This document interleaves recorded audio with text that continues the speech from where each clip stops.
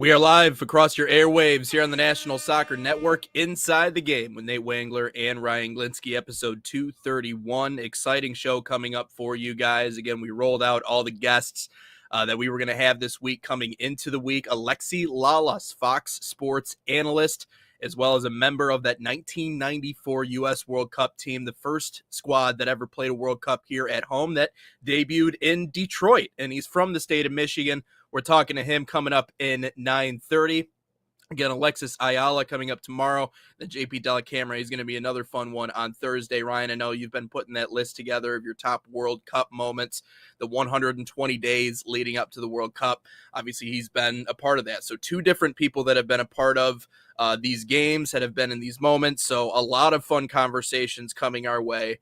But I wanted to open the show with something maybe on a little bit more of a somber note. It's organization in a place, in a city that we work closely with.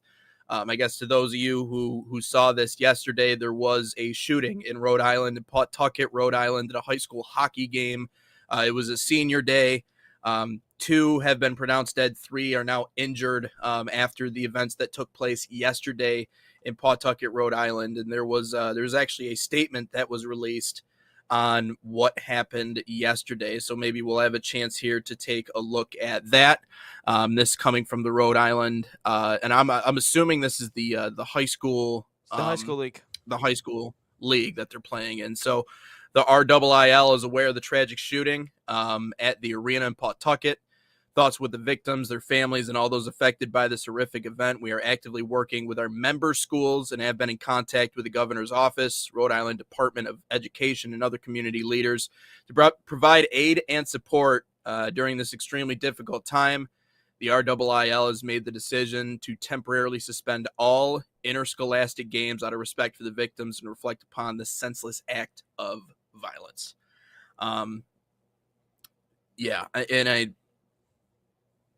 It is disheartening. It's sad to watch the video.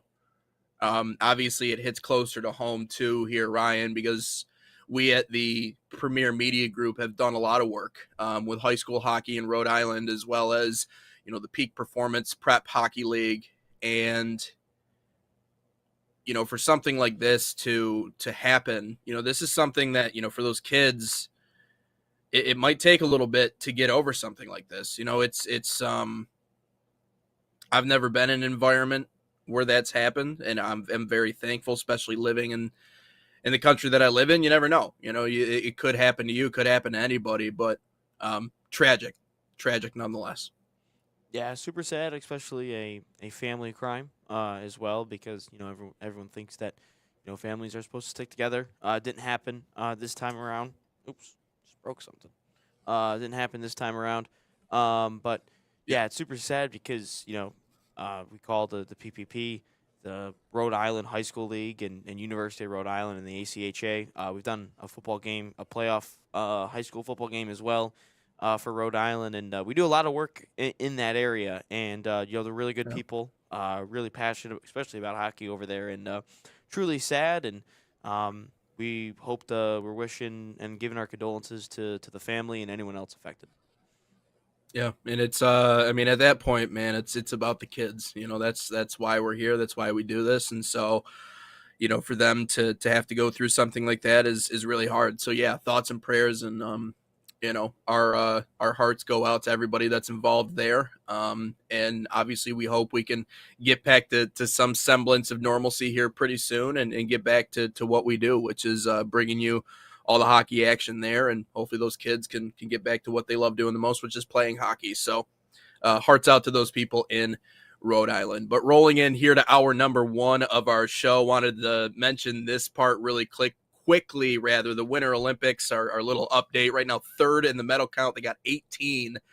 Ryan, it's been a little bit of a disappointment, I guess, in the Olympics. The three biggest storylines for the United States. Number one, Lindsey Vonn performing on an injured ACL. I don't know if you saw that video of her crashing. No. Not great. Kind of a sad ending to what has been a storybook career for Lindsey Vonn. And you hate to see it. You hate to see, legendary players kind of flame out at the end of their career. As sports people, we see with quarterbacks a lot. Peyton Manning being an example of that. But Lindsey Vonn just kind of just kind of crashed out at the end there. It's interesting that they let her actually go out and do that. Quad God, the figure skater, falling twice, placing 8th, not great for the United States. So all of our hopes and dreams rest on a gold medal for the women's and men's hockey teams for the United States. So let's hope that we don't, maybe boot it against Canada at the end of the line.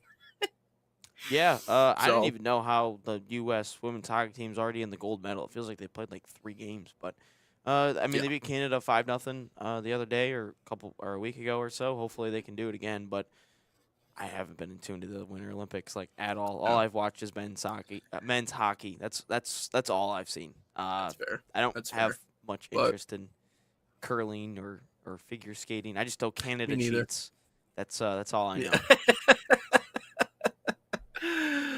Yeah, but we need that gold bad. This is the biggest moment in USA hockey. We talk about the biggest moment in USA soccer. Obviously, it's the World Cup coming up, but you got to prove that you can beat Canada on the highest level. You couldn't do it in the Olympics, couldn't do it in the 4 Nations. Now you have an opportunity. You didn't even have to play them in the group stage, so you don't have to beat them twice. You only have to beat them once. So it'll be interesting to see. But let's get into our soccer talk a little bit here after giving you an update on that. Ryan, the biggest concern, I think, for a lot of fans going into the World Cup, and now we're only about 4 months out from the World Cup starting here in the U.S., just closing in on 100 days, put down that there's maybe concern that there's no juice for the World Cup in the U.S. Now, I'm curious, no juice from fans or no juice from the players? Who do you think we're not getting juice from, at least on the U.S. side? Well, it's been reported that there's no juice like at all, and people are from FIFA are worried that there's nothing from fans or anything. But to be honest with you, it's an international competition. It's 4 months away. Yep. What's going on? A lot of club things are going on, especially with teams. We're starting to get into title races for teams. We're starting to see the the EPL title race. We're starting to see the La Liga title race. Bundesliga, I think, is pretty set in stone. Serie A has their title race. So the only issue that I have with international competitions, especially something of this magnitude, is no one truly gets hyped for it right now, especially. But within a month or so, everyone starts to, once everyone kind of knows their club team's fate in terms of trophies, some teams will still be playing for meaningful stuff. But right now, everyone has meaningful games. Everyone is still most likely in a competition, a cup competition, whether that's the league or a domestic cup. But right now, I mean, we're 4 months out. No one's really hyped for it yet. Like, I'm an Arsenal fan, and they're in a title race. Man City's in a title race with us. Like, everyone that's an Arsenal fan or Man City fan is going to be there watching that. And then the moment that everyone knows their fate, a switch happens and everyone goes back. But from a different standpoint that I view this as Americans, who obviously we're having the World Cup here in this summer. There's not really a ton of hype for it, I guess. There's not really, there's no billboards, I guess. There's no, I'm trying to give you guys a countdown to the World Cup to get the Americans hype, but, no one seems to be liking that shit, so I don't know. But, no, it's like no one's really – there's no billboards. I enjoy them, Ryan. Thank you, Nate. I appreciate it. I enjoy your videos. There's a couple commercials. There's a couple here and there, but I think mainly everything will start to get amped up here in the next couple of months. But I also think that we're a little too far away. 4 months. I know that seems really close, and I know everything's still in place. But I feel like the marketing will start to ramp up here in the next couple of months or so. But just from right now, from an American standpoint, and there's a lot of other issues going on with the World Cup. Ticket prices being one of them, and that's people have voiced their opinion on that. But it just seems like there's not a ton of hype right now, but I'm sure once that calendar flips April, I think that everything will start to get hyped up and ramped up. I vividly recall getting on my soapbox and talking about a handful of U.S. men's national team players and what I would like to see out of them in the new year, especially leading into the World Cup. And, it was a passionate talk. And I was talking about revenge stories for someone like Gio Reyna and Christian Pulisic. Are you the guy? And Weston McKennie, can you keep your form into international play? And then I cut back to Ryan because he does this full screen thing where he'll say his thing and I'll say my thing. Well, I started off this segment And then it cut to Ryan, and immediately he's just like looking into the camera, like, dude, we're 5 months away. Like, it's January right now. Like, what are you talking about? Like, we still have all this stuff to wrap up on the club level. And it's true. Like, as much as because from my perspective, that's all I can think about right now is World Cup. I'm not thinking about Major League Soccer. Obviously, we talk about the Premier League and a lot of the things that are going on over there and our individual updates for the players. But that's the only thing that's on my mind right now is World Cup.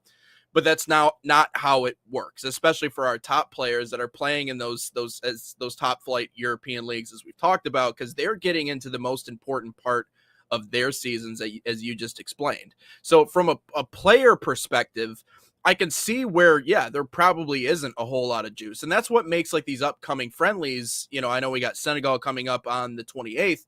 That's what makes these friendlies interesting, because there's still that element of, these guys are, again, they're getting into these windows where, now the rubber meets the pavement. Now they have to go complete their goals, finish out their seasons, do what they need to do in order to make sure that their professional career, that side of their career, or at least the club part of their career, is where it needs to be. There's a lot of lofty goals too. We talked about Christian Pulisic and what he set out and everything, and obviously the injury issues. So that's what's on their mind right now. So from a team perspective, yeah, it's going to be hard to see any juice. But from a fan perspective, I think the hard thing is that, yeah, number one, we have to get a little bit closer. I think it's going to hit like an avalanche when it does turn to April, when it does get within that range. You're going to see the media kind of flip a switch. But for right now, it's, again, I think it's just hard, because for people like you and me, and even Alexi Lalas, when we have him on the show here in a little bit, and we'll ask him about Christian Pulisic and Weston McKennie, it's hard for the general American public, unless you're really like locked into what's happening to each of these individual players and their careers overseas, unless you follow these Twitter accounts or you follow these other accounts that are, giving you the overseas overviews, or watching Inside the Game. That's another one. Maybe you're not really paying attention to just how well they're doing. You're not seeing what Weston McKennie has done this year. You're not seeing that Christian Pulisic has been great in the stretches that he's been healthy. Again, that's the biggest concern, as well as all the other examples that have been playing extremely well. And then we could list off all of them. But if you're not paying attention to that, and if you're not actually going out of your way to do your homework and look at, wow, like this is the deepest we've been in our country's history to this point, it's probably not you're probably expecting much in the same from the U.S. men's national team when the World Cup comes around. You're expecting what the ceiling is, which is what you said, like a round of 16, which is not a bad thing per se, but I think it's hard to get American fans really amped for, you're going to get bounced in the round of 16. But I think there's some people that believe that this is a group that is capable of doing much more than that. But that's where it's hard, I think, for the general American audience, is that, it is, I guess it's more for the show than it is necessarily for the team. But I there's not really much of an excuse, to your point, for American fans, though, right? Because like in Europe, yeah, all the leagues are going on and everything, but like Major League Soccer's not playing right now. So Yeah, why but is we there got nothing 10 on different this? The leagues Super going on Bowl's right over. now.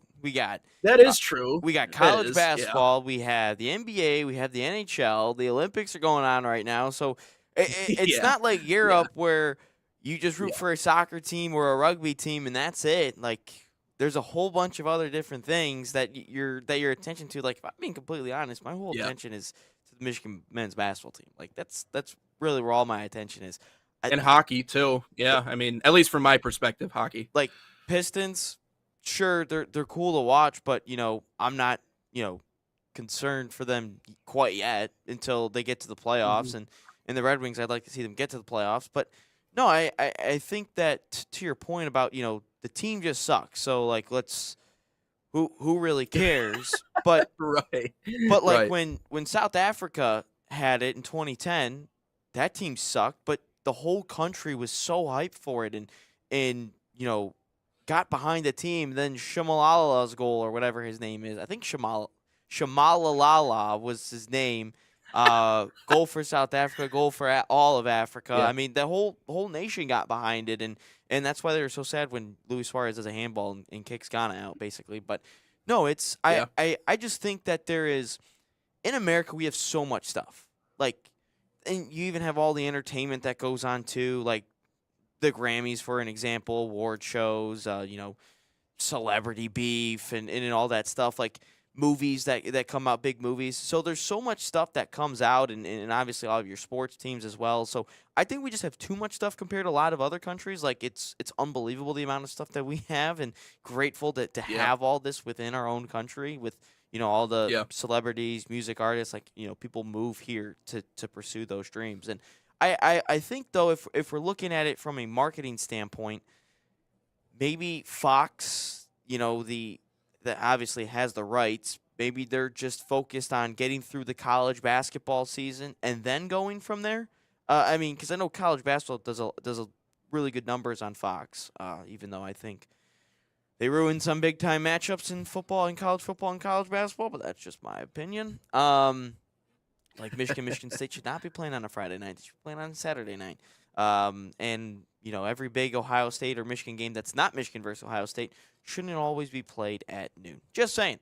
But no, I just think that I think Fox is trying to get, once that regular season of college basketball ends, which is I think around the first week of March, maybe second week of March. And once that happens, I think they're immediately going to turn their heads. But when we have so much stuff in this country in terms of sports and entertainment, I mean, it's kind of hard to get hype for something that not a ton of people follow on a day-to-day basis, and two, Yeah. something that's 4 months away. So under 4 months away, just under. So it's I think it's a little difficult to get to, and I think that is from, I forgot, I think Touchline was the Twitter account I got that from. I think it may be still a little bit of pushing the panic button right now. I think that's a little bit of jumping the gun. I think that we're just a little too far away to get super hype. And someone mentioned billboards and stuff. I think we got to get a little bit closer to do all that, because you also don't want to market something that's 4 months away and blow a bunch of your marketing budget, advertising budget on something that's still far away. Yeah. Well, and I mean, I think once the Olympics wraps up, I think then finally maybe we're USA into that hockey period takes up of a lot of time too right now. So I'm sure once that finishes up, but there's a lot of people that actually enjoy watching the figure skating and the curling and the snowboarding, and I like watching the snowboarding. That is fun. It's fascinating how those guys can do what they do. But like, I think once that wraps up, you're going to see it pick up really quickly. But again, there's just not, it doesn't live and breathe the way it does in other places. It's the hardest thing to explain to people. It's also hard because I feel like we're just not the names that are on this U.S. men's national team, and we've had this conversation about this before. They're just not household names. Like Weston McKinney is not a household name. Christian Pulisic might be, obviously, for people that follow the sport and play the sport. And you talked about, promoting him would do numbers. They don't do enough of that. But a lot of the key players on our team, they're just not household names. They're not dudes that, dudes. they're just dudes, which is like, that's They're cool. Jags, And I think that's something, Steve that Smith can says. be Just a guy. good. And I think that's something that can be channeled by Mauricio Pochettino and by this team. I think that's something that they could absolutely use to their advantage as kind of a us versus the world mentality, which is quite literally what that is. And so I can see that being a good thing for the U.S. men's national team. It's just unfortunate that that's our reality in this country. Yeah, soccer is obviously not the most, I think, important thing for the media or for the fans. But on top of that, there's just not a lot of household names on this team. So until you get really close, it's going to be hard to get people like actually going. But the I way also that you want. think, not just America itself, but a lot of the other European countries aren't hype yet. Like, they're not looking at it yet. It's That's true. Once everyone knows what their clubs are going to do in terms of the season, if they're going to be in a domestic cup final, or they're going to be in a title race, or are they going to make the top 4 to get Champions League?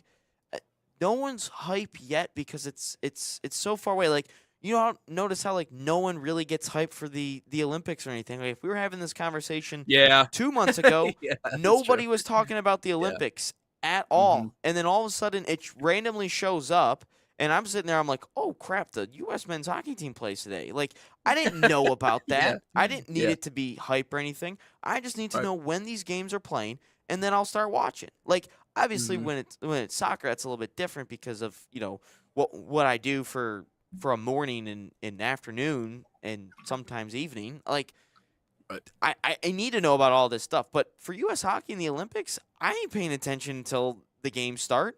Like, I didn't even really look at the U.S. hockey roster, to be quite honest with you. I just heard Dylan Larkin was on it, and I was like, cool. And I know the Kachucks will be on it, and Austin Matthews. Like, after that, when the games happen, that's when I'll start watching. So I think there's just a lot going on. Yeah, there is a ton going on. But let's take a step aside. When we come back, we'll get into our second topic. Then obviously we got Alexi Lalas coming up as well very shortly here on Inside the Game. But FC Bayern summer camps are a proud sponsor of the National Soccer Network, fostering football excellence across North America, open to boys and girls of all skill levels. FC Bayern camps deliver elite training inspired by FC Bayern Munich's world-class philosophy. Select your city and start a promising soccer path. Right now, save $30 on registration by using promo code BayernNSN30. And that's BayernNSN30, or scan the QR code on your screen. Learn more at fcbayernyouth.com.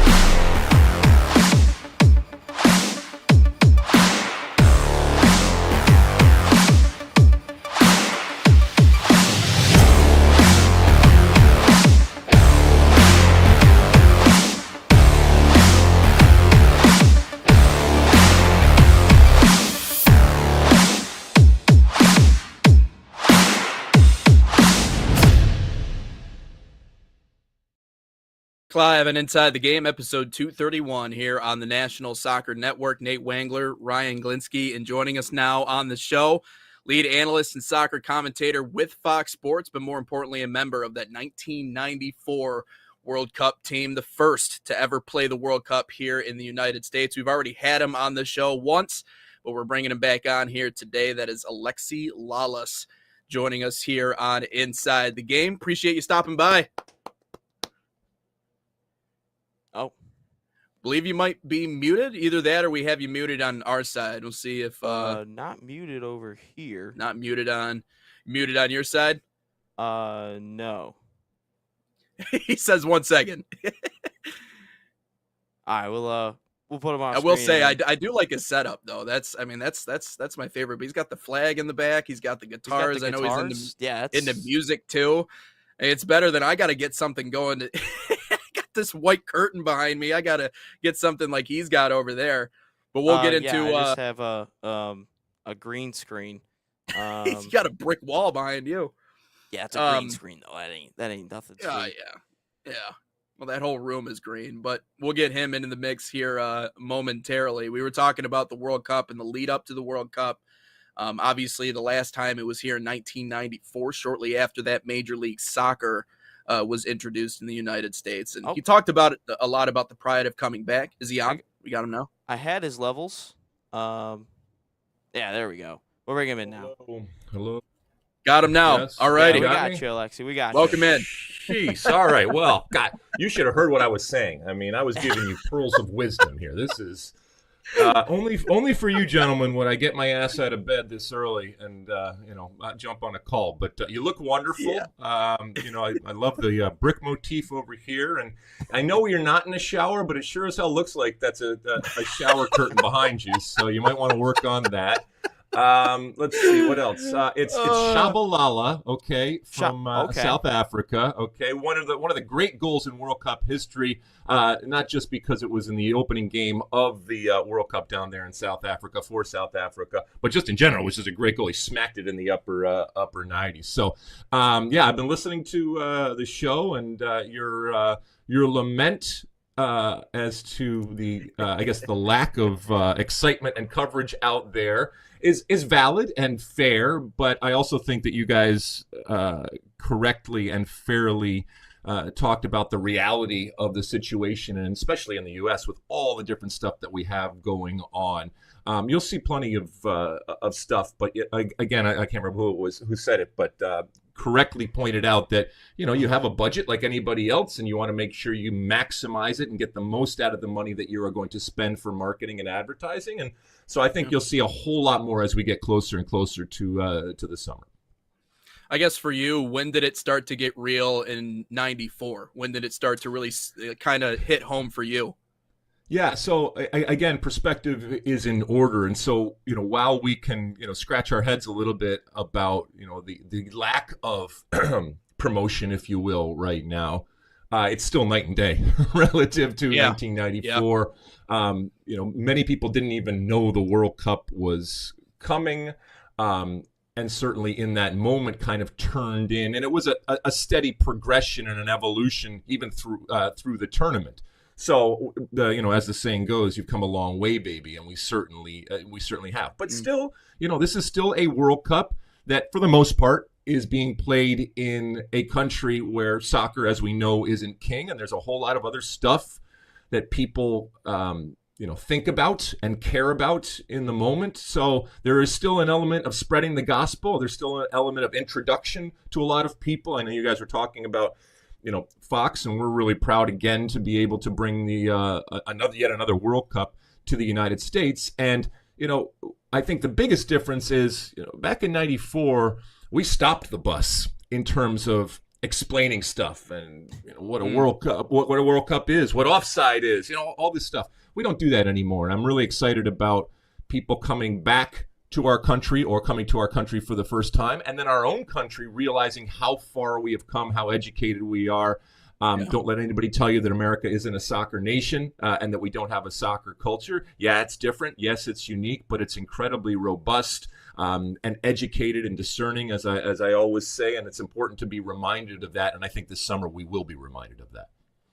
Alexi, in '94, you, of course, had the World Cup here in America. What was the message that '94 group wanted to send to not only the world, but to the American fans that may not have really known anything about soccer? I mean, we didn't want to mess it up, first and foremost. And I think, by the way, if I could do a little promotion here, we have a documentary on that '94 team and the lead up to 1994 coming out here in a couple of months. So definitely look for that. But one of the themes in that is the opportunity, but also the responsibility that we all felt towards this sport that still, while it has a history, was still relatively young in the United States. And so I think we wanted to make sure that when that final whistle blew, that we had left a mark, and a good positive mark, and we had pushed along the sport. It's like anything else, it's like parents. You want to leave your kids and the world in a better place than when you started. And so this was kind of our baby. And I like to think that we did that, and we made some noise, and people remember it. And I still to this day get people that will come up to me and say, hey, that was when things changed for me in terms of soccer. And I lived that power. I lived it individually, but a lot of people were introduced to it, and they found a lifelong love of the game. And so that's kind of what you want to do. But as I said, this team, and you were talking earlier about the talent of this team, even though many of them aren't well known. You're absolutely spot on, by the way, when you talk about some of these players who are making a lot of money and they're very famous elsewhere. But there's nothing better than a World Cup except for a home World Cup. And so for them, this is an opportunity to, I don't want to get crass about it, but the kids call it a brand nowadays. We didn't call it that back then, but we still thought about it in the same way. For them to expand their brand, this summer is a huge opportunity for some of these guys that, while they may be famous and well known elsewhere, from a U.S. perspective, they're still being introduced. Well, in talking about expanding the brand, I mean, I feel like there's no better way of doing that than what happened after the '94 World Cup when Major League Soccer was introduced. And I remember you talking about the tremendous amount of pride you had in flying back to the U.S. and playing in that league that was introduced here in the United States. Ryan and I have talked in length about this on the show. You know, I find it hard to see a world in which any of those players start to come back to the United States, even after this World Cup. It would be nice to see. Do you picture a scenario in which this World Cup starts to lead some of those players back to the U.S.? Maybe not in the swan song of their career, but when they're still having their productive seasons? Yeah, I mean, maybe that's more of a fantasy. Yeah. And again, it was a very different time. MLS was still, well, it was originally was going to happen after the '94 World Cup. And, to their credit, they recognized that we weren't ready yet. And so we had to kind of put it off a couple of years. But when MLS did kick off in 1996, it was chock full of players that had been seen by the American audience in that '94 World Cup. And that was by design. And that's a good thing. Obviously, we're in a very, very different place. But again, if MLS really has these aspirations to be the greatest league, the biggest league, the most popular, whatever it ends up being in the world, they're going to have to do some things going forward. I don't think it's all going to be dependent on the World Cup, and I don't think it should. But I think there will be some players that you will see in MLS, but it might be much more relative to where they are in their career or the opportunities or lack of opportunities they may have, as opposed to specifically the World Cup generating that move. It feels like a big discussion about, does a player have to go over to Europe to prove themselves or become a soccer player and better the American game? Does playing in Europe, in your eyes, truly matter to you? Does it matter? I mean, I guess it matters in terms of the perception, and I also understand, the aspirational aspect still of playing in Europe. But one of the things that's interesting about Mauricio Pochettino is that he doesn't suffer fools, and he has come in and made it very, very clear he doesn't give a crap where you play, as long as you are a good soccer player. And I love that type of mentality. I don't think it's lip service, and I don't think it's undermining what he is trying to do, especially with where MLS is here in, almost to the summer of 2026, just about, this week we start the 31st season. So that's a long way of saying, I really don't care where you play. I know it's impressive, and understandably so, when people say you play in Europe. But look, if you want to play in Europe, and I know a lot of players do, there's flights leaving every hour on the hour from Los Angeles and from New York and everywhere in between. But going to a place where you are comfortable, where you are playing, where you enjoy the country and culture, oftentimes it's a new language, and oftentimes it's not just you. And we talk about that 90 minutes because that's really what matters to us. But there's another 22 and a half hours in the day that you have to function as a human being. And so that's not always easy. So just because you may have the perception that a player is better because they play in Europe, that's not necessarily the reality. Otherwise, we would just send all of our players over and have them, touch the tarmac over there at Heathrow and then fly back, and automatically their value would have been improved. Yeah, and I think that sometimes there is that bias, there is that perception when it comes to certain players, but I think part of it is the educational component. Yeah, obviously, I think the international game has influenced the American game in a lot of ways, and you talked about the melting pot of ideologies here in the U.S. and how sometimes that's tough to corral and kind of create one identity. Are you seeing an identity form with this U.S. men's national team under Mauricio Pochettino? Are you seeing that identity form? I am, and let me just drill down a little bit so people understand the context in which we're talking about. And oftentimes people will ask me about how to make a national team and the really unique aspects in our country. One of the things that I do think makes us unique, and in many ways makes us such a great country, is this incredible melting pot and is this diversity. But it's also incredibly challenging to find 11 men to put on a field that represents a country of not just 350 million people. So there's just the actual amount, but all of that diversity that exists in it. You know, growing up in Michigan, the way that I thought about soccer was oftentimes different than the way, for example, a kid growing up in Jersey or Southern California or Texas or other places. And it can be influenced by, I mean, literally, it can be influenced by weather or the type of fields that you play. Obviously, it's influenced by the people that are around you and, you know, the different diaspora that we have, all of those things. All right. Now, so that's the context of what we're talking about here. When I look at this team right now, keep in mind that under Greg Berhalter in 2022 in the World Cup and that cycle leading up to it, there was a lot of talk about how, well, this is just the initial phase of this group that were very, very young, second youngest team at the World Cup, the previous World Cup. Where we'll really see them come to fruition is in at home here in 2026. Now, you can't be sure that everybody's going to work out. And as a matter of fact, you know, you look at a player like Musa, some of them haven't continued on, and there has been change, and that's relative to just natural progression or lack of progression, and then a new coach. But I do think that Mauricio Pochettino, like I said, has made it very, very clear that this is a team that needs to understand what they're good at and what they're not good at. And any national team needs to understand that. And I think he, you know, while he has played his whole career and coached his whole career over in Europe, there is still that Argentine ruthlessness that I just absolutely love, that I think he has instilled in this team, in that you're not going to be given anything. You are not a team like France or somebody else that is going to be able to play through people, that is going to have depth.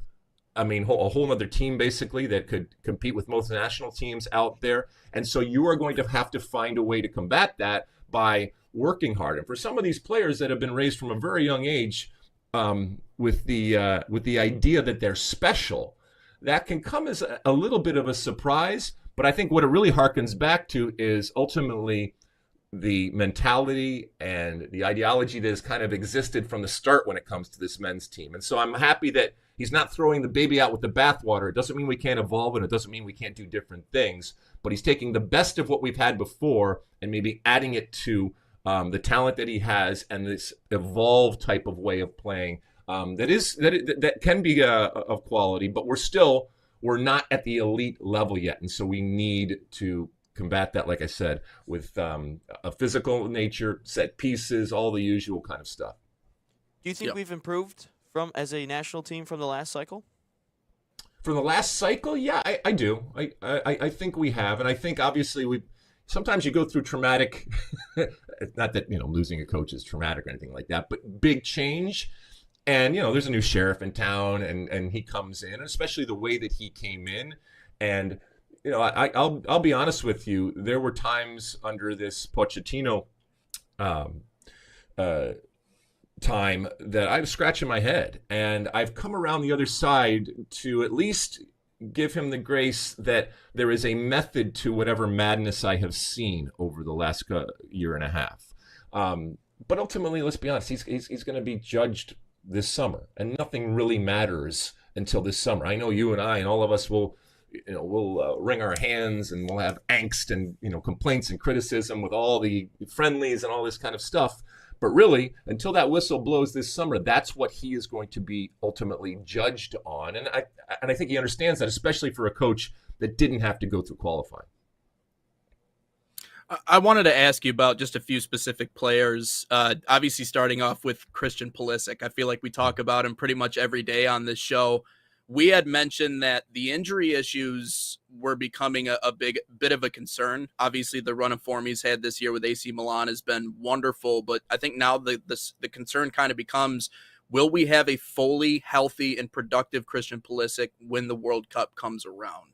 What says you about what Pulisic looks like in terms of the injury issues? Well, I think that fully healthy Christian Pulisic, not only do we want to see it, I think it's a necessity for our team. Now, Christian Pulisic, as we know, is a kind of a reluctant leader. He's never going to be the character and the personality that many people want him to be.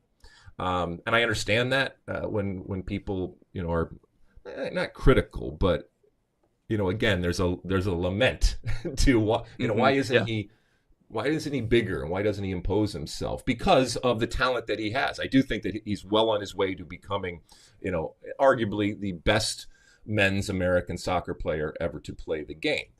But he also, he brings it for the national team. And we saw that first half of the Serie A season where he was arguably the best player in Serie A. And, these injuries right now and the way that he is kind of obviously not featured because of those injuries. Yeah, it's concerning. But I'll put it this way. For someone like Gio Reyna, I'm much more concerned with him not getting on the field and not playing. Because I know Christian Pulisic is going to be Christian Pulisic. Obviously, everybody wants to be healthy. I do think that he will be healthy, and I do think that he will bring it again this summer.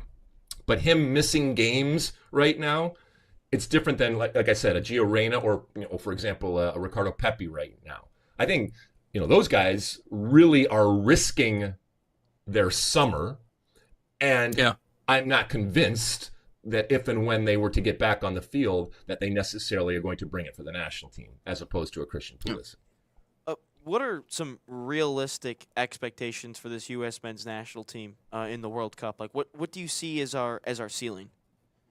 I mean, look, everybody asked me this question, and so I can tell you win the World Cup. I will tell you that, if we've been showing those clips of a lot of hair ago, if you had asked that guy back in 1994 what it would look like, whatever, almost 100 days here now before the World Cup and the return of the World Cup to our country, what it would look like, I would be like, well, we're going to win the World Cup, right?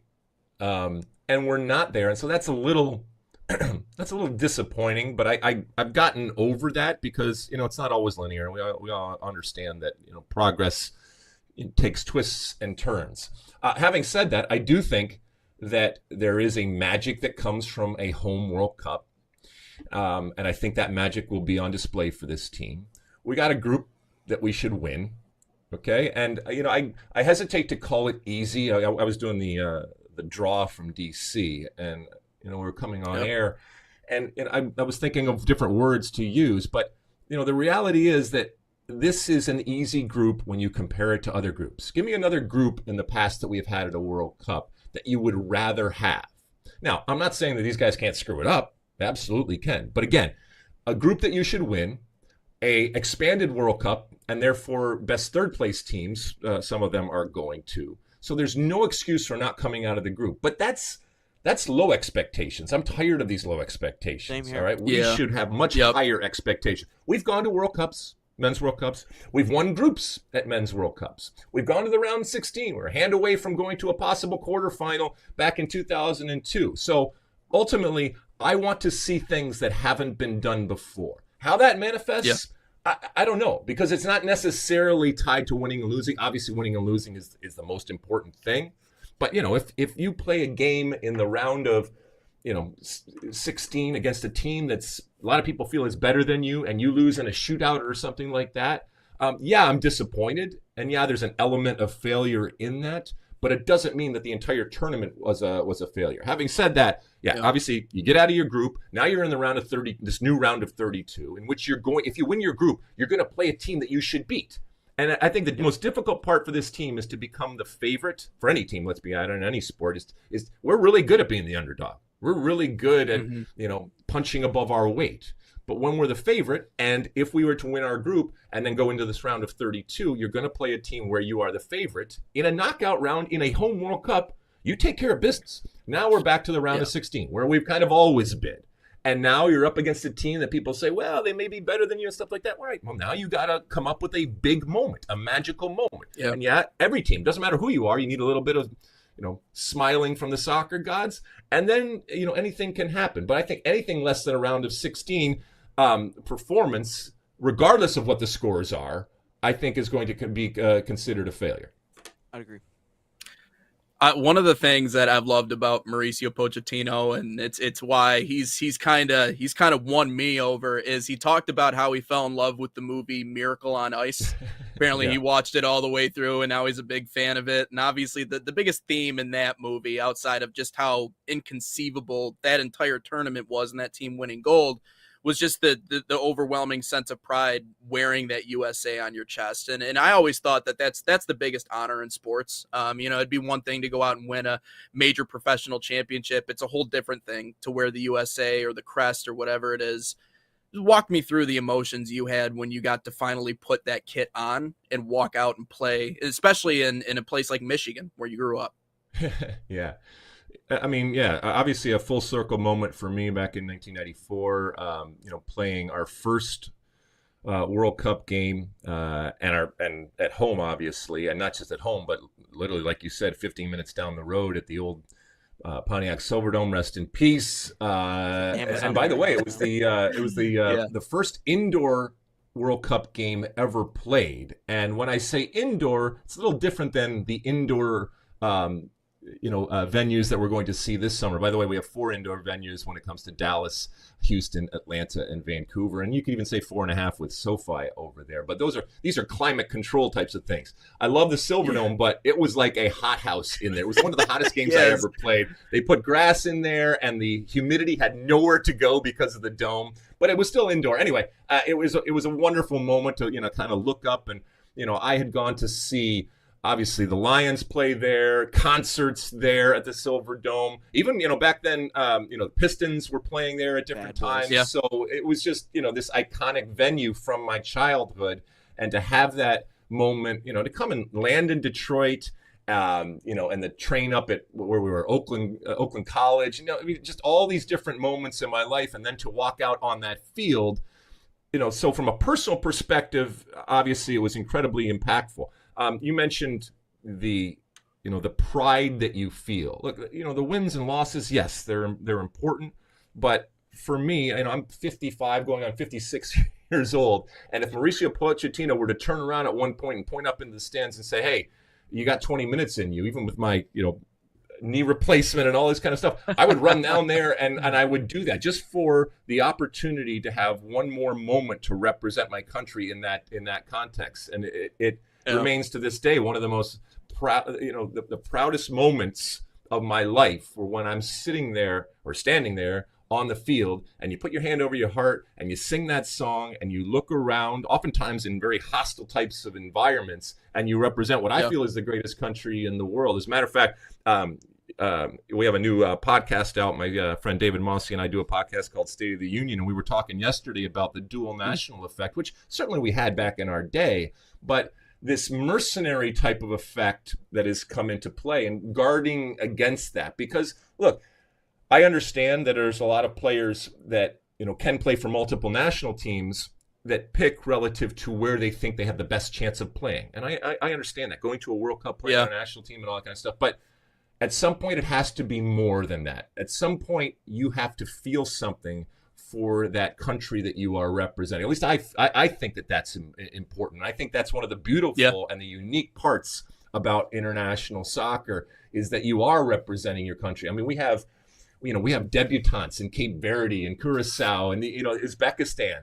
And one of the greatest, in my broadcasting career, one of the greatest moments was the national anthems when Panama went to their World Cup for the first time, and going down the line as we do with a camera, and seeing the tears stream down the face of the Panamanian players. All right, not because they were going to win a soccer game or score goals or make money or anything like that, but because of the pride in that moment that they felt that their country was on this platform and on this pedestal for the world, globally out there, and how important it was to them, to show off their country in that moment. I love that element of not just international soccer. I mean, we're in the midst of watching the Olympics. I think that national pride, there's something about these sporting events, and we've seen it. And you guys, I know you guys mentioned a bunch of other sports. We've seen it in hockey, we've seen it in baseball, and hopefully this summer again, at a time when I think we need to feel united. Oh, by the way, on our 250th birthday, hopefully the World Cup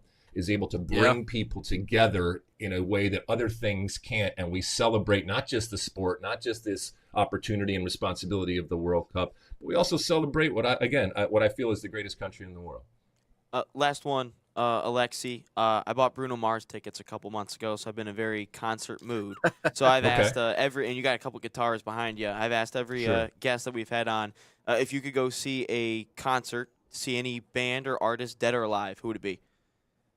Dead or alive? Well, I mean, they're not dead, but they don't really tour anymore. But I mean, look, I would love to see, the original Led Zeppelin in like the Forum here in LA or something like that, or some classic type of 70s type of concert. I think that would be very, very cool. I think what would be interesting is juxtaposing it with going to concerts right now, and the horrible sound that you would hear. I'm not sure it would live up to it, but it would be really interesting to see what it was like. I mean, the first concert that I ever went to was, I think, back in 1981, 82-ish, Pat Benatar up at the Pine Knob Music Theater up there. Where I saw my first concert. Oh, yeah.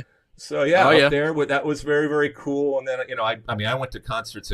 I saw, Rat and Bon Jovi at Cobo Hall. I saw Def Leppard in the Round. I mean, so many concerts at Joe Louis and all that kind of stuff. Down at Harpo's and the Fox Theater and all sorts of different places around Detroit. So music obviously is a huge part of my life. It has been for a long time. But yeah, those are the types of things that I would like to see. Maybe some sort of classic type of moment. I mean, not that you necessarily would be there, but just to see on television the Beatles on Ed Sullivan or something like that. I mean, because it's such an iconic moment. And so many people, if you talk to musicians, especially from that era, so many reference like that was the moment when everything changed. And obviously, I wasn't there. I didn't see it. So it'd be interesting to live that in that moment where you're sitting there crossed legs and your life changes because of a 3-minute piece of music and this crazy phenomenon that was the Beatles.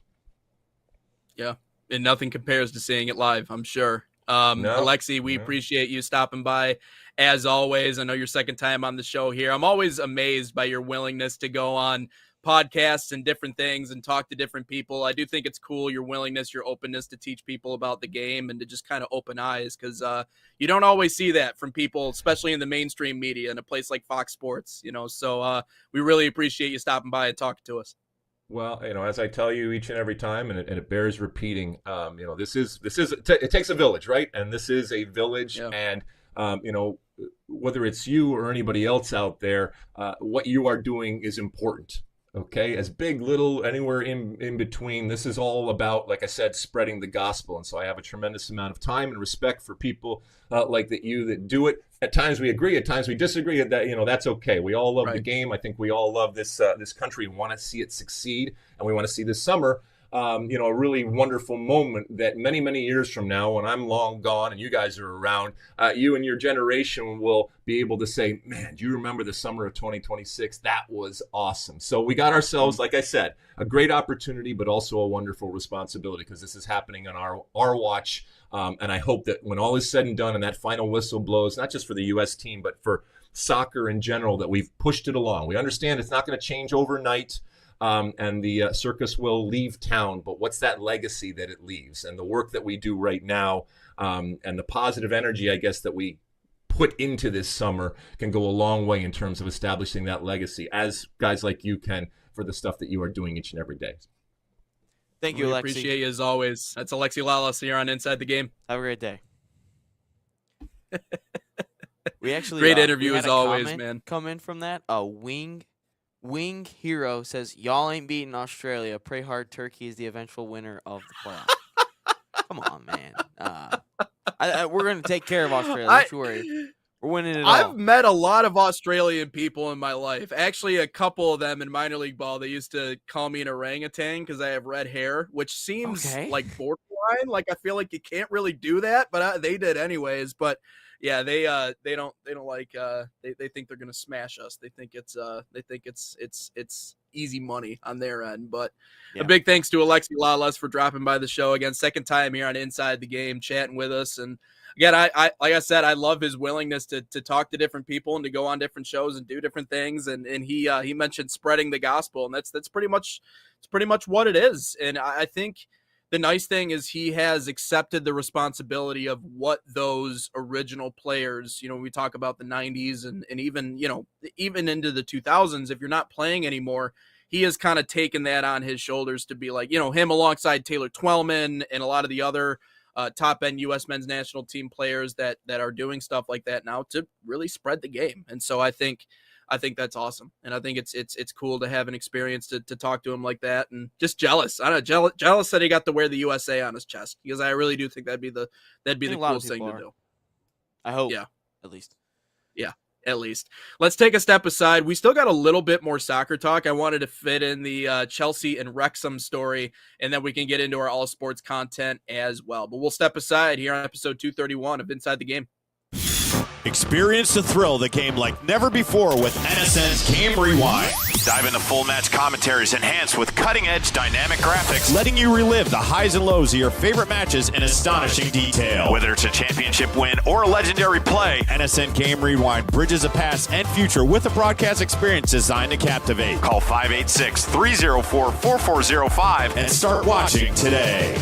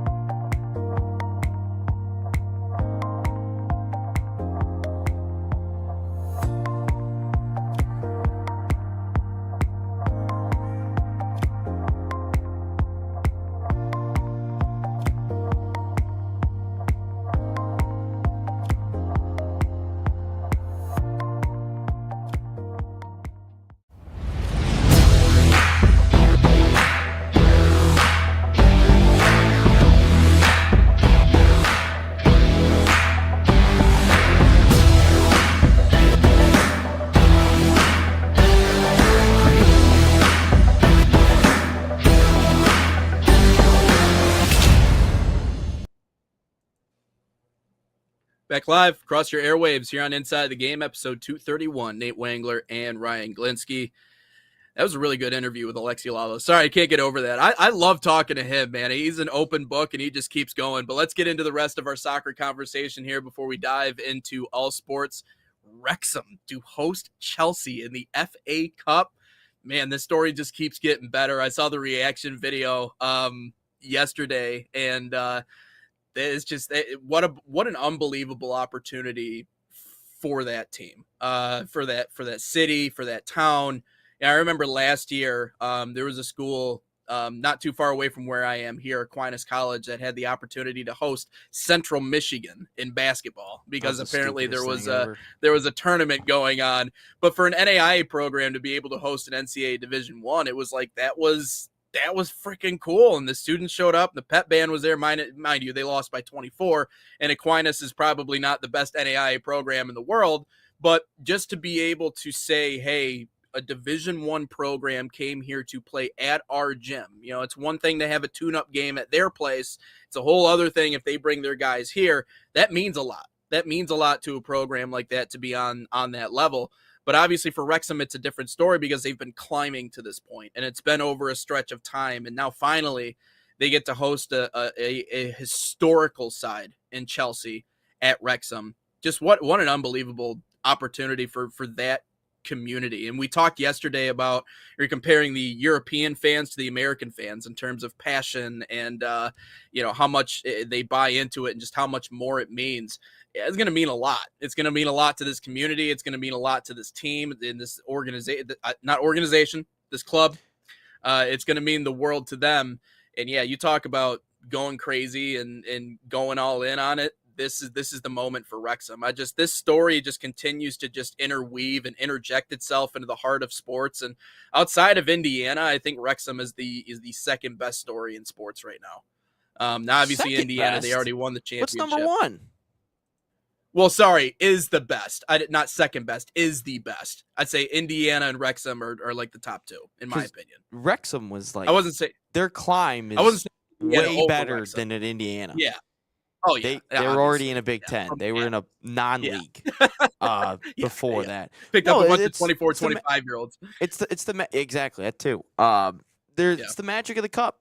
That's what it is, and that's why I always liked the FA Cup, because round 3 games are always Arsenal goes to Portsmouth, or a Man City goes to a Wigan, or Manchester United goes to a Blackpool. Like that's how awesome that is these smaller teams, these smaller clubs. Which, by the way, we have to call Wrexham the town.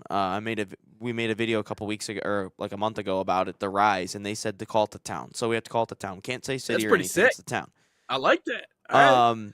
And I guess I should have known from the documentary. They always refer to it as the town, but I haven't watched that in a while. But anyway, it's for Wrexham. It's massive because Chelsea is a massive club.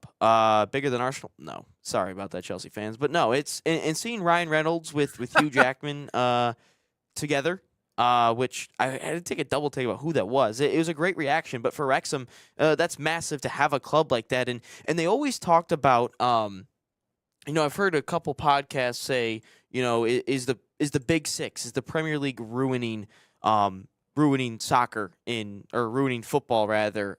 Sorry, the TikTok live ended for a second, but we're good now. Good. I've heard podcasts say that the question comes is the Big Six ruining EPL or ruining English football? And, most people said no because of this sole fact. When smaller clubs see a big club come to their town, they all like, oh my God, you're telling me Thierry Henry's coming? You're telling me Kevin De Bruyne is coming? You're telling me John Terry and Peter Cech and that great backline is coming? That's what they love. And granted, looking at this Chelsea side, it ain't the legends of what it used to be. I mean, Cole Palmer is the most overrated winger in the world, but they have these guys, these big-name players, and Enzo Fernandez and those players. João Pedro's coming. So they have these big-name players, maybe not as big as what Chelsea used to be, and maybe not as big as a guy like an Erling Haaland or a Bukayo Saka or a Mo Salah, those types of players. Not as big, but it's still massive because Chelsea's a massive club, and it's coming to the race course, and it's going to be really good for the town. And what we're going to finally see is, because we've seen Wrexham, I think, play Man City in these Premier League clubs in, like, friendlies, but it's not against the big guys. And we finally get to see Wrexham compete against a massive EPL side. And see, because they could potentially get promoted to the Premier League next year. I'm not saying they will, but they're in the mix to get promoted. But if we could see this side actually get tested against a Premier League side, I think that's the big question, is what these fans are wanting to see. Yeah, it's great to see Chelsea come to Wrexham into the racecourse, 100%. But how are they going to compete against a massive club? Because they could ultimately be playing this side twice next year in the Premier League, and there's bigger and better clubs in the Premier League than Chelsea. So I think that's ultimately what is getting fans excited for it. It's the measuring stick game. That's a great way of looking at it. It's the measuring stick game for But Wrexham. let's also see what Chelsea puts out there. They might not have all their main players. So let's see. And that's true. And Rosenhart doesn't. Oh God, Chelsea's just a stupid club. I can't believe they fired Maresca like a month ago, and they have Rosenhart who just cries all the time. The town has one thing going for them, and that is momentum, and that is energy, and that is, hosting it at home, and everything is they have nothing to lose, I feel like, Wrexham, in a lot of ways. Like, yes, they're trying to battle for a promotion to the Premier League, and obviously that's their goal, but even if they lose in this game, it's not really something that it's like, oh, they lost to Chelsea. Like, okay, they lost to Chelsea. That's fine. So everything that they have coming into this game, I think it depends. If they get blown out, there and lose, that's a different story. Yeah. If they lose like 4-0, 2-1, 1-0, nothing bad. But if it gets more than they battled it out. 4, they got then they're gonna have some questions, especially because where they're at in the table. They're in the marks mix to get promoted, And this has never happened to get 3 straight promotions, to get 4 straight to the Prem. I mean, that's never happened before. And then you wonder what American celebrities are going to want to do this. Well, you know that the Avalanche is coming, as if it hasn't already been infiltrated by Americans left and right. I mean, we've already seen that, but if it gets to that length, it's probably certainly going to become even more and more so. By the way, if you haven't seen the video of Ryan Reynolds and Ron McElhaney reacting to the news that they will be hosting Chelsea, go check that out on social media. That was really fun. Go ahead. And the only thing that Wrexham has going against them is their location in Wales. Like, I think Reynolds says he has to fly into London, then drive 3 hours to get to Wrexham. So that's the only issue that Wrexham has going against them. I mean, everything else they got going towards them, but if they ultimately win this one, because that's like, if you're Wrexham, this is a side that you want, because Chelsea's so bipolar. It's not even funny. Like, they're so good or they're so bad. Like, there's no in between. And if you get them on their bad day, and like when things don't go, like, they're hotheads too. Caicedo just gets stupid red cards. Like, you could ultimately be up a man in this game. Like, if this was a Manchester United, I wouldn't want Manchester United over Chelsea, because United's in the new manager bump phase, and Arsenal's got some dogs, and City's got dogs, and Liverpool still has dogs. Like, I guess Tottenham would be the only other one that you'd want to play, but Chelsea, they're just so bipolar that you want to play this team. And do I think they win? They could. That's why they call it the magic of the cup, and in single elimination. Yeah, there's always a chance. You only have one game. I just think this is finally they're realizing that those goals that they had set out for themselves, which again at one point just seemed so unbelievably far-fetched. I'm sure when they first got there, if they were to talk about, hey, our goal is to get to the Premier League, I'm sure people would have looked at them like, they did. This has never been done before. They did say no, that's I know. their goal, And, yeah, and could you? I mean, I'm sure people looked at them like, you're freaking crazy. Like, there's no way. This has never been done before. You're trying to accomplish something that's never happened before. Also, the fact that they're 2 American celebrity owners, this is just, I feel like they've put the rest of the American owners to shame and their involvement. And again, we talked about how much they've invested in the town, and how much they've put on the line to get this team to where it is. Now, obviously the influx of millions of dollars, they've helped out financially a lot, but money doesn't buy everything. Money will get you where you need to go sometimes, but you have to do the rest of the work. You can't just throw money at everything and expect results. But I think the difference they've done it. I think the difference is they don't have any other teams. This is their only one. Yeah, they have shows and movies, but outside of that, this is their only team that they manage. Like, you look at the Kroenkes, they have the Rams, the Avalanche, the Nuggets, Arsenal, which it took for a while for Stan to back off of Arsenal and make Josh, his son, the main guy over there. Fenway Group, they have Liverpool and the Boston Red Sox. They just sold the other team. I forget who they had, but they sold it last year. And then you think of the Glazers, who have the Tampa Bay Bucks, another team, and then Manchester United. And then Bowley with Chelsea, who has the Dodgers and Chelsea. So I think that's a big benefit in terms of American owners. Like, this is their only team that they own. This is the only one they have. A lot of the other ones, and this isn't a massive club by any stance at all. Like, yeah, it's known, but how many of their fans that are American fans are just there because of, like, wow, this is a cool story. Like, I'd love to see Ryan Reynolds and Rob McElhenney, their team get all the way. Like, outside of that, like, most of them the diehards are all in Wales. Maybe there's a couple American diehard fans, but, like, for the most part, it's like, yeah, I just want to see the story. It's like you with Indiana. You just want to see the story. You're not, like, a diehard, like, bleed Indiana or anything. Like, if Michigan plays Indiana, says you. I'd hope you'd be rooting for Michigan instead of Indiana. Says you. You would root for No, I'm Indiana. kidding. Just to piss you off, that's all. Just to piss you off. No other reaon. Just to get Michigan loses in the Natty, and you're like, who? Yes! At least Indiana won. But no, like, they are doing something special over there. It's great to see, and they're just taking advantage. they are taking advantage of their name, image, and likeness really well over there.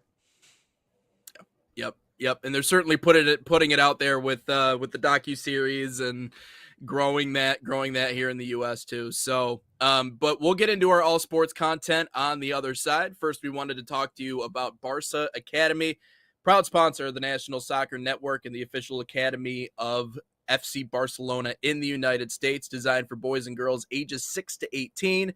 Barca Academy camps follow and replicate the FC Barcelona game model, the same philosophy used by Barca's professional coaching staff. Right now, you can save $30 on registration by using promo code FCB30. Again, that's FCB30, or scan the QR code on your screen. Find a camp near you at fcbarcelona.us/camps.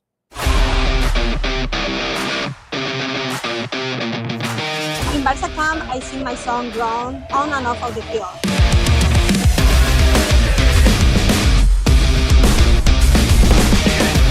Don't miss the time to register. Sign up now for Barca camp.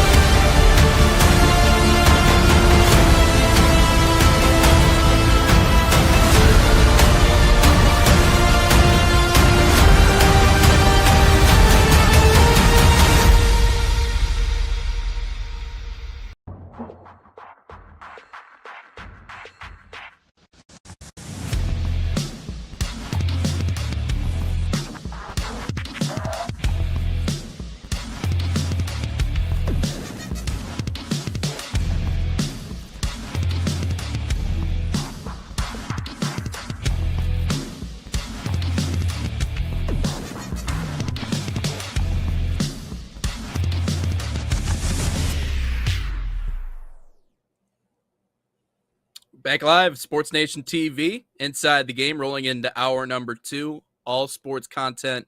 A little bit late getting to the party, but 10-11, better late than never. Let's get into conference realignment outside of football. We just saw some news yesterday. Sacramento State looking to join the Mid-American Conference in football. Again, location just doesn't really seem like it matters anymore in terms of conferences. Obviously, Sacramento out in California, Mid-American Conference. Well, it's in the name. It's in Mid-America, but they have a pretty substantial buy-in to be able to get into the Mid-American Conference to play. Ryan, I'm sure you have some takeaways from this one, but a conference realignment outside of football is something that we've had many conversations about, and it has to do with logistics. It has to do with money. It has to do with West Coast teams being away from home and being away from school for 2 weeks? Sometimes, I mean, a month if you're out there for long enough. It's getting weird outside of football, obviously, because football has all the money and resources, but it's definitely getting weird. This is just Sacramento State. We'll get into the other conference realignment afterwards, but this is I want to lay down the foundation for people. Sacramento State was announced like last week that they'd be joining the MAC, which NIU goes to the Mountain West. Sac State comes to the MAC. Makes no sense. But anyway, yesterday it came out the money that they'd be having to pay. Sacramento State must pay $18 million to join the MAC, $6 million this year, an additional $5 million for an entrance fee to the NCAA. They won't be bowl eligible till like 2028 or something like that. They can't receive any conference distribution and must cover all MAC teams' air travel. That's an additional $2 to $4 million. And what makes this even worse is the athletic department is already working in a $2.9 million deficit. And yet they want to pay all this to just play football. And this is why conference realignment, especially outside of football, should go back to what it is. And you are paying, if you're Sacramento State, again, this is the example I'm using because I have the money in front of me. This is the horrible deal. I get it. You want to come to the FBS. I get it. We want midweek action because that money is so much. This is a horrible deal. Why are you doing this? You are going to spend more money than you are going to make. What is because there's going to be a little bit of recognition at the end of the day, and maybe some people will want to interview and on podcasts. Maybe we should actually hit up the football coach and see if he wants to be on our podcast. Anyway, Like, this is stupid. You're eventually going. There's like 50 or 21 athletic programs at Sacramento State. You're going to eventually have to cut a couple because of what you're trying to do with football. And the worst part, again, for the MAC, this is a win-win. You expand the MAC a little bit to like the country now. It's no longer the Mid-American. It's like mid of the country now. It's not mid. It's like middle of the country. The MAC now. plus Sac State. Like, yeah, exactly. It's like on a MAC diagonal plus now. Sac. It's like it doesn't make sense. But what I'm getting at is you're already working in a deficit, and you have to cover all of the MAC's air travel. Like, CMU doesn't have to pay to go to Sacramento State. It's basically a free trip, and they get to go play football. That's essentially what it is. And good on the MAC for getting that deal in place because of all. If that didn't happen, all these other teams that are in your conference, I think there'd be 11 other ones with NIU out now. They would lose money. But good on the MAC for protecting their own. And now Sac State, you have to pay this. But what I'm getting at is for the rest of the other schools around the country, if you're a basketball program, which I've heard a couple of coaches come out and say this, you're a basketball program, a soccer program, baseball, softball, you should go back to what it was. If you're the Pac-12, all those UCLAs, the Oregons, the Washingtons, the Stanfords, outside of football, you go back to playing your own sport, because these coaches are so fed up of staying 2 to 3 weeks on the other side of the country just to play games when they have to spend the whole first month or two in basketball sense of in their own playing all these home games against non-conference opponents that suck because they don't want to continue to travel from a money standpoint. So that's, hurts their product because they're playing weaker teams in the non-conference. You have to go back to what it is. For football, that's a different animal because you're traveling once a week and it's football. But also at the same time, there's only like 15 Division I programs that actually make money on a year-to-year basis. I think Michigan, Texas A&M, Ohio State, Georgia, I think, in Oregon, a USC. Like, there's very few programs that actually make money.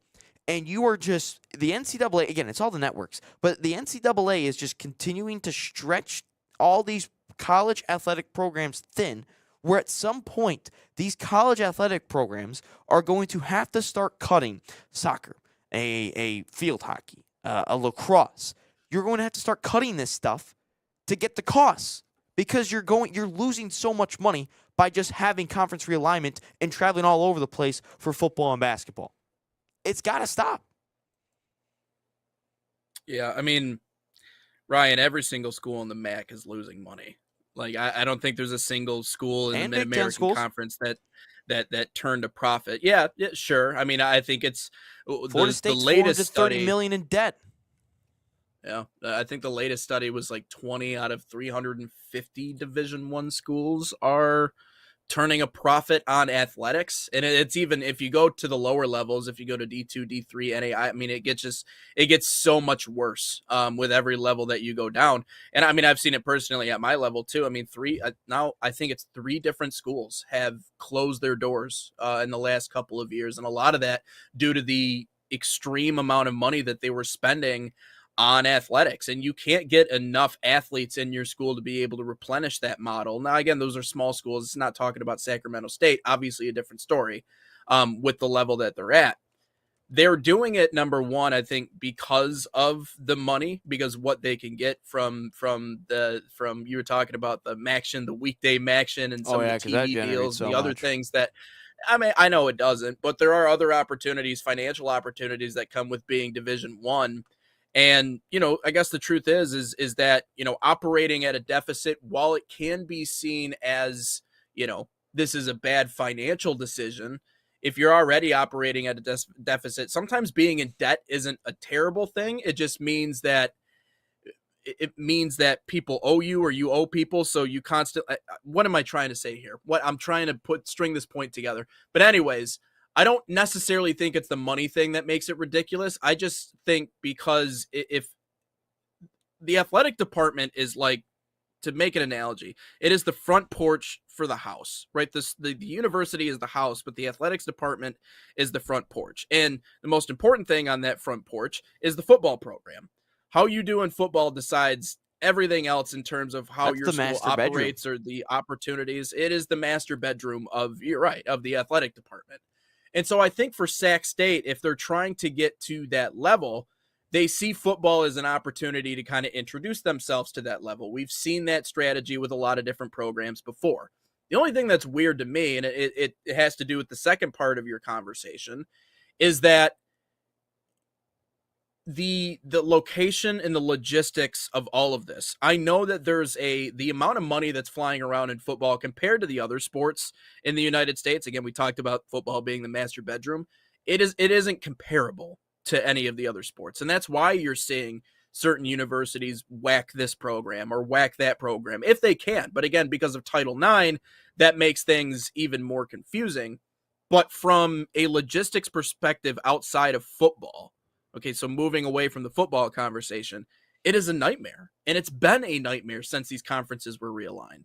And these schools realize that. It doesn't just have to do with the money that they're spending, but it has to do with the mental welfare of their student athletes, the travel, the burden of going from across the country routinely the way that they do, and having to do school and having to do all these other things. It is well, they have tutors, and I'm sure people that probably help fill in the blanks when they need it, because that's just kind of how that goes. But it is a nightmare. You ask any athletic director, they would tell you that it is a unfettered nightmare with the amount of stuff and the amount of places that they have to go and how long they have to stay there and being away from their family and being away from. So I don't get how we can't, as the NCAA, have different conferences for different sports, because I really do think outside of football, it should be what it was. But how do you do that, right? Because if like the Pac-12 is an organization, it's like, okay, we got basketball teams, we got this basketball conference, but in football we're nothing. Like we had two teams, but now they're both, what is it, the Pac-2 now? Does it still exist? Well, they're adding they've added teams. It's just I don't think the Pac-12 comes back till this year. Oh, okay. I gotcha. But anyways, no, it's a logistical nightmare. I think for Sac State, this is they want to introduce themselves to the FBS level, and so that's why they're doing it. They're doing it through football. The money thing it just is what it is. Unfortunately, everybody's in debt, so and I think from their perspective, scared money doesn't make money. Even if you don't have it, you may as well spend what you do have. If you can borrow it, you borrow it and you do what you have to do. But everybody else is suffering because of the madness that football has created. All the other programs just kind of follow the leader in that regard. And it's made it messy in more ways than one. Yeah, real quick. The Pac-12, it will be launching this year. It's Oregon State, Washington State, Boise State, Colorado State, Fresno State, lots of states, San Diego State, Texas State, and Utah State. It's basically the state conference. State. So honestly, what should happen is honestly, for all these different sports, you should just have a week or two where, because you should go back to normal, and you have a week or two in the middle of the season where everyone's going all over the place. So, if it's a recognition thing, like you want to see a Michigan play a UCLA, or you want to see a Michigan State play in Oregon, or whatever it is, then what? Let's just have a week or two in the season where we send, certain teams to across the country to play, and then next year they do the exact opposite where they host some opposing teams. Like, I don't know, but when it comes to basketball, and I'm seeing USC have to spend a week and a half playing Michigan State, and then Minnesota, they can't go back. Like, no wonder they're playing poorly. No wonder they're struggling. And as much as I hate Nick Cronin, whatever, I forgot his first name, one of the two. As much as I hate that guy, like, he's such a crybaby and whiner, he brings up a good point about, like, we have to play this team, on the road for a week and a half, then all of a sudden we got to bring in the Big Ten contenders. Like, there's no break. Like, our guys are already just like exhausted, and then all of a sudden, let's bring in Purdue, let's bring in Illinois, some of the best teams in the conference. Like, I get it, we have to play them, but like, they're so tired as it is. And it works if you're playing one game a week. That works. It does. Yeah, if you're playing one game a week on Saturday, that's fine. We have to travel, whatever. I got multiple days of rest or whatever leading up to it. But no, basketball, baseball, all these sports. I mean, think about baseball and softball. Like, they probably have to be out there for an entire couple of weeks at a time. And so that is, I made for administrators, for athletes, for everybody else, it just makes it that much more difficult. It's just like, but let's step us common sense, guys. The NCAA, Yep. we don't use common sense sometimes. It makes no sense. Not about common sense. I guess it's about following the money, and they've certainly done that. But you're right. No, you're 100% right in your assessment. But Manchester City Soccer Camps, they are a proud sponsor of the National Soccer Network, bringing world-class training inspired by Man City's global football philosophy to players across the United States, open to boys and girls of all skill levels. These camps focus on technical development, decision-making, and playing the game the City way. Right now, you can save $30 on registration by using promo code MCNSN30. Again, that's MCNSN30, or scan the QR code on your screen. Find a camp near you, usacamps.mancity.com.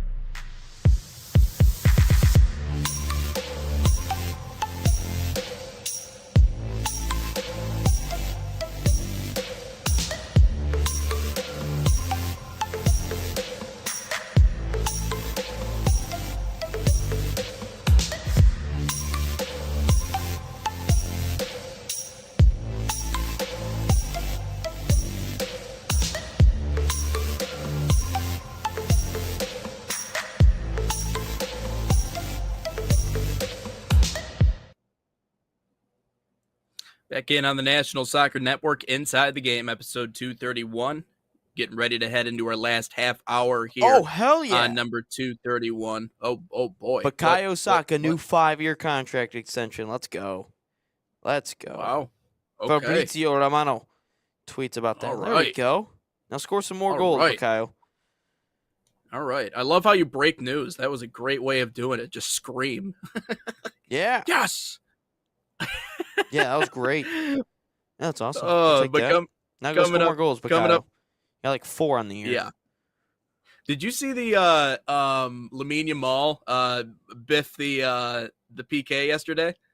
You know, I saw the beginning of a it. couple of days ago. I saw the beginning of it, and then I got a call, and then I didn't go back and watch it, but I forgot about it. But no, I've heard about it. Was it bad? He doinked it. Yeah, he doinked it big time. Yeah, which I think is funny for the chosen one, because he really is the chosen one. But yeah, he doinked it. It's going to happen, whatever. But it was just funny because everyone took the opportunity to obviously pile on the kid. But yeah, very, very entertaining. You've also gotten a lot of pushback on your Arsenal video that you did. I know we mentioned maybe potentially working in a mailbag here, but Really really no, that do was think it's before big- Alexi got on. But no, that was everyone loves that debate. What's a bigger club? Who's a bigger club? They're a bigger club. Everyone loves those debates. Like, honestly, you should do one once a week and just put it out there, and people get pissed. That's basically what it is. But Alexis Ayala coming up on the show tomorrow, and obviously JP Dellacamera on Thursday. This next topic, I just kind of want to let you just kind of like take over and give us your rundown, because I know you already made a video about this, and I tend to agree. I just have a few questions on a few of the players, but you already mentioned it. Probably one of the worst quarterback draft classes that we've seen. I wouldn't say all time, but it's certainly probably Who's up worse? there. It is a weak Kenny class. Pickett draft? I don't know. Probably.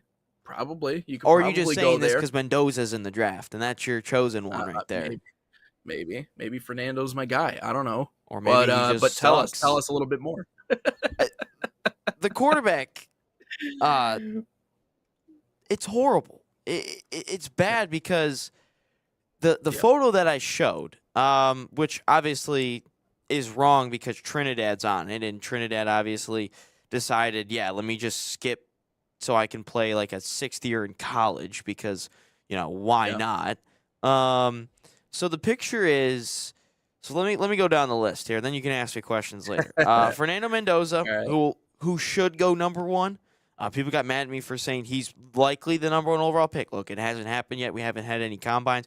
There could be something about Fernando Mendoza that we don't know about, and maybe teams don't want to take a risk on him. Just saying. A lot of stuff has to happen.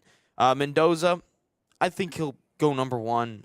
Do I think he's going to be great? No. I think he's going to be a lifelong backup. That's ultimately what I think he's going to be. Ty Simpson, I think the same thing. If he's good, same thing as Mendoza. It's going to be a couple years, 3 years before he's truly good. If he ever gets good.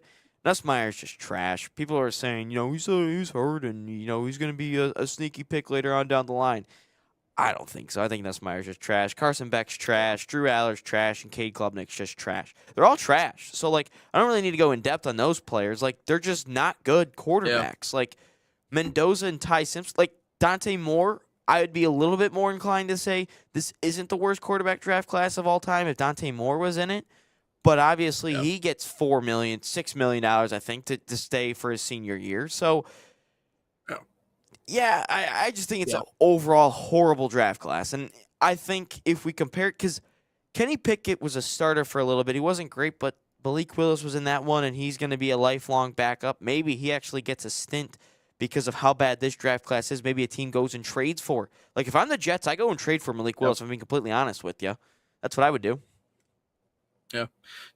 Trinidad Chambliss is not an NFL quarterback. And I love the kid. I love watching him. I love the story. Obviously, Fair State, West Michigan, whatever. But he's not an NFL quarterback. I mean, in a lot of ways, he kind of reminds me, not to the same extent that Denard was, but because I actually think Trinidad can maybe Denard underthrew everybody. Oh, my goodness. Yeah, he couldn't throw the football. So he's a much better thrower of the ball. Hold on. Brock Purdy was in the Kenny Pickett draft. I mean, he's a star. Wasn't Brock Purdy Mr. Irrelevant? When was he? Wasn't he Mr. Irrelevant? Yeah. So I mean, that dude came out of nowhere. He's in the draft, so though. He's in the quarterback draft. But he was Mr. Irrelevant. He was Mr. Irrelevant, though. So I wouldn't. But he's in the quarterback draft class. He got drafted as a quarterback in the Kenny Pickett draft. So Kenny Pickett, Desmond Ridder sucked. Malik Willis, I think, will eventually be a starter this year. I think a team's going to trade for him. Matt Corral, garbage. Bailey Zappi, I remember he made a little stint for the Patriots. It was good for a couple weeks. Sam Howell, not good. I don't even know who that guy is. And Brock Purdy. So there is an NFL starter. And if I'm looking at this draft class, I don't think there's any starters. You could say he's Mr. Irrelevant all you want. You could say injuries happen. But in the he's a starter. In the moment, no one thought he was going to be that. But he's in the draft. You ask people to think, I get it. No, I understand it. Doesn't matter if he's Mr. It doesn't matter if he's 260 or 150 or number 1. He's in the draft. It doesn't matter. But we don't know what's going to pan out with this class, though. We can say all we want that, sure, whatever. But we don't this know class sucks. I'm telling you right now, it's garbage. Well, and none of them are going to pan out. I think Mendoza will be in 3 years. Maybe he's good. But no, I listen. I think Mendoza. The interesting thing about Fernando Mendoza is he's not particularly strong in one area or the other. He doesn't have the biggest arm in the world. Strong in LinkedIn. Not the most mobile in terms of athleticism. Yeah, he's clutch and he made clutch plays, and obviously that image of him diving across the goal line against Miami will always be burned into the heads of Indiana fans. But there is nothing that is all that particularly impressive about his skill set. He is just great within a system, and he's found a way to execute, and he found a way to make plays. But then again, we say the same thing of, okay, he's not physically all that impressive. everybody said the same thing about Brady when he came into the NFL. That like he literally a flagpole could beat Brady in a 40-yard dash, which I'm sure it probably is true. He couldn't put up 225 once. There was nothing about him that was all that overtly great.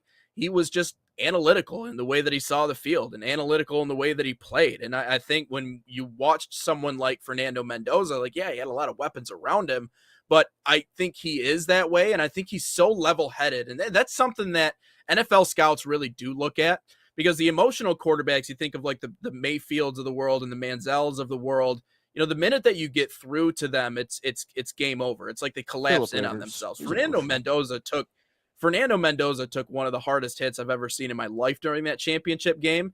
And, you know, unlike we saw from who was the Ohio State quarterback last year? I'm already forgetting, is Will Howard. Unlike Will Howard in that Michigan Ohio State game after he got popped, Fernando Mendoza didn't miss a step. I mean, now he didn't do great against Miami. I know, like, not even over 200 yards, but against one of the more relentless pass rushes. And I guess if we're going to do, like, what is the closest NFL comparison in college, it probably would have been that Miami defense. And so that was a little taste of what's to come for Fernando Mendoza. But in the way that he sees the field and how analytic he is and how even-keeled he is, I don't know, man. There might be something there. Now, if the Jets get him, like, listen. I don't think he goes to the Jets. Before. He'd go to the Raiders at number 1. The Raiders. Oh, Raiders at number 1. My bad, not the Jets. Raiders. But if he, you know, I could also see a situation where a couple of years, either as a backup or maybe he doesn't do as well as they thought, and then he becomes a bit of a journeyman, and then he figures it out. But I don't know. I think Mendoza is very analytical in the way he goes about his game. So I think he has a solid shot, an outside shot of being a productive, you know, Sunday quarterback. Now, the other names that I would bring up, so we said Trinidad Chambliss is not an NFL quarterback. I could see him being a special teams guy. I could see him doing other he's things. Not in the draft class. A specialist of some sort. Right. But that's why he came back for 6th year. But so Fernando Mendoza, the other one that I would mention is Drew Aller. We didn't get to see the full potential of Drew Aller at Penn State, but he has the most NFL-ready arm in this draft class. He has the most powerful arm of this entire draft class. We just didn't get to see him consistently. He couldn't stay on the field. Penn State fell apart. I mean, that was a Penn State team coming into the year that we had, a lot of people thought that had projected was the best team in college football, that they had the best opportunity, best odds, not just to win a Big Ten championship, but to go win a national championship. No one could have forecasted what the hell happened this season with Penn State. So I don't think we've seen everything that we could have saw from someone like Drew Aller. Now, again, availability is the most important component of all of this. He did start for 2 years, but that's what I'm saying. Body type, arm strength, everything. This was a big year for him. This was the year to prove himself and to really kind of cement himself in terms of being a top NFL prospect moving forward. But he didn't get that opportunity because of everything that went on at Penn State and just the shitstorm, for lack of better terms, that became at Penn State. So I still think Drew Aller has an NFL ready arm. I think Fernando Mendoza is very analytical, and again, I love the way in which he plays the game and his progressions and his mentality, which is, I think, things that the NFL will certainly cling on to. As for the rest of this class, I don't know. I guess it remains to be seen, but you really never know how they're gonna pan out. I mean, to your point on Brock Purdy, like Mr. Irrelevant becoming, you know, an everyday guy that nearly wins a Super Bowl. I mean, that's inconceivable. So I think there's a fairly good chance that we're going to see at least one of these guys emerge as a productive NFL quarterback. Now, a franchise guy, I don't know. I don't know if Fernando Mendoza is a franchise quarterback, but I still think he's going to be a productive one in the NFL. And ultimately, the question that I posed was, by the way, whoever went in the comment section and said Mendoza is the best quarterback, is a better quarterback prospect than Joe Burrow and LSU, please get your brain checked. Please. Joe Burrow had the greatest college football season a quarterback has ever had and probably ever will. Unbelievable season. Did they win a national championship? They each did, sure. Mendoza in all 3 playoff games, and quite frankly, the OSU game, he struggled too. In all 3 playoff games, he did not throw for over 100 yards. 200 yards, excuse me. Not 100 yards, 200 yards. And I don't want to get the Indiana faithful so pissed off because they hate me as it is anyway. But because they're a very insecure fan base. But like, no, please get your head checked. Anyway, to the Drew Aller sense, I think I've seen enough of the kid. He started for 2 years. He played 2.5 years. I get it. He has he's got a body type and the attributes to be an NFL quarterback. But in clutch situations, he chokes. I think he makes in big moments, he doesn't do, in big games, he doesn't play well. And I just think when he plays against an NFL-style defense a couple of times, he doesn't do anything. So ultimately, I don't think Drew Aller is going to do anything. And if he does, it'll be in 3 to 4 years when he's just chilling on the bench. But all these guys, Mendoza included, Mendoza will obviously start this year, obviously. And whatever the Jets do, because honestly, if I'm the Jets, I pass on a quarterback this year. I haven't gone a deep dive into the NFL draft prospects, but honestly, I pass on a quarterback and wait for a Dante Moore potentially next year. Who else would come out of the draft next year? I'm trying to think off the top of my head. Gosh, I can't think of anyone. Julian Sayin, maybe? Because I think he's old for a freshman, so I feel like he's had a red shirt in there. But anyway, yep. I just would I'd pass on these quarterbacks at the Jets. Maybe if the Raiders somehow pass up on a Mendoza, then yeah, I would take Mendoza and see what happens. But ultimately, I pass up on everyone. Take Dante Moore number 1 overall next year or I just trade for Malik Willis because it's a backup quarterback. He wants to be a starter. I trade for him. Ultimately, that's what I do if I'm the Jets. I would pass and trade for Dante Moore trade for Malik Willis, But if I can't work out a deal for Malik Willis, I just take Dante Moore number 1 overall next year because you won't have a quarterback, which means you ain't going to win in the league. You might win 2 to 3 games, which poor Aaron Glenn's going to be out of a job in like 2 years as a head coach. Hey, maybe if Calvin Shepard doesn't work out, you come back. But no, I'm passing on a quarterback this year. I absolutely am. And Malik Willis has proven he can play well. And I will say the Jets have gutted a lot of the team. So maybe you don't, and maybe you just tank another year and bring in a Dante Moore. But I pass on a quarterback if I'm the Jets. I really do. Speaking of the National Football League, we got a potential trade proposal that we are mulling over here on Inside the Game, and it pertains to the Lions and one of their core pieces of their identity in Detroit. So much so, he already has his own statue in the gift shop in Detroit. We're going to talk about that on the other side here on Inside the Game.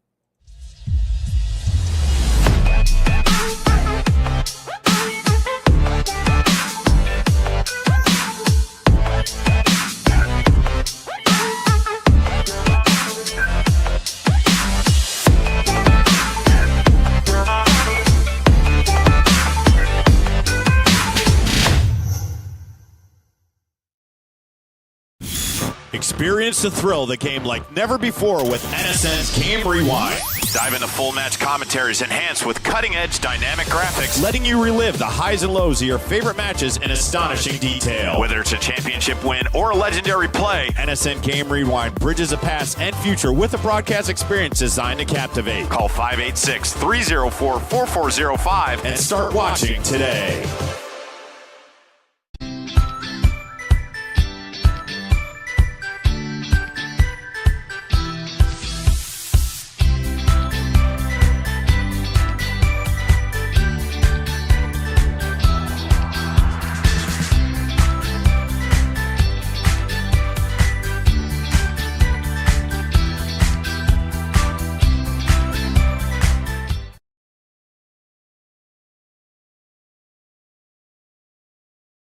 That would say welcome back Inside the Game, hour number 2 here on the National Soccer Network. Get into our final topic here before question of the day. Potential trade. Someone proposed that this could be a potential idea, but Chris Jones for Amon-Ra. Ryan, I'm sure there's many different ways you could go with this. I think there would probably be an uprising in terms of Detroit Lions fans if this were to go through, just because of I think he is really a core piece of that identity in Detroit. But what is your view on this? What's your angle on this? So this came from a Detroit radio person. This came from Rico Beard, and he talked about Chris Jones for Amon-Ra St. Brown. And I get it. I get where he's coming from because he mentions you can or you already have enough toys, I guess, on the offensive side. J-Mo, Laporta, Gibbs, Montgomery, all that fun stuff. But they lack in the interior of the defensive line. Ali McNeil was a no-show the entire season since he came back. And DJ Reader's up there in age. Tyleek Williams wasn't anything to write home about. So, yeah, they do struggle on the defensive line. The issue is Amon-Ra is one of the 4 pillars on this Lions franchise. There's 4 pillars. Penei Sewell, Jared Goff, Aiden Hutchinson, Amon-Ra St. Brown. Maybe you could have 5 with Jahmyr Gibbs. Maybe. But I look at this, and Amon-Ra St. Brown, 4th-round draft pick, has a chip on his shoulder since he got here, didn't even want to be in Detroit. And he has the same grit and determination as the city of Detroit. And you can't get rid of an Amon-Ra. Did Amon-Ra have a lot of drops? Yes, I would say so. But if you've ever seen Amon-Ra in public during the middle of the season, you saw that there was something on his wrist that was never shown or ever reported about. I can say that with confirmation. I saw him in public, and he had a brace on his wrist. So was there a potential injury? Maybe. Maybe he had a potential sprain that he was dealing with throughout the whole year. Now he's going to be back to fully 100%. But I'm looking at this, and he's one of the best slot receivers in the NFL. He's Jared Goff's safety blanket, and especially with a bad offensive line that the Lions have right now, regardless of what they retool, but I'm looking at right now, Amon-Ra St. Brown is the safety blanket, and when you didn't have Sam Laporta, that's where he went to half the time. And Amon-Ra is a captain on this team. You can't get rid of him. But then I look at the other side of Chris Jones. Yeah. Chris Jones will be 32 by the start of the NFL season. Was he really good this year? Yeah, he was fine. He wasn't up to the Chris Jones level of Chris Jones, but you get rid of an Amon-Ra who's younger and I think better at his position-wise than in 2 years, Amon-Ra will be better at his position-wise than Chris Jones.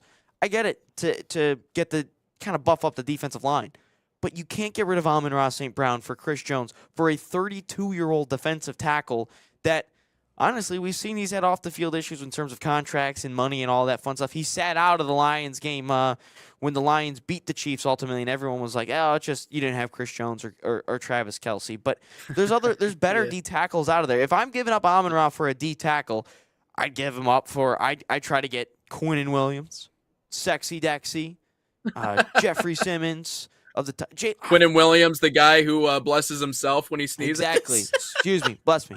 Or a Jalen Carter, but for Chris Jones, no way in hell.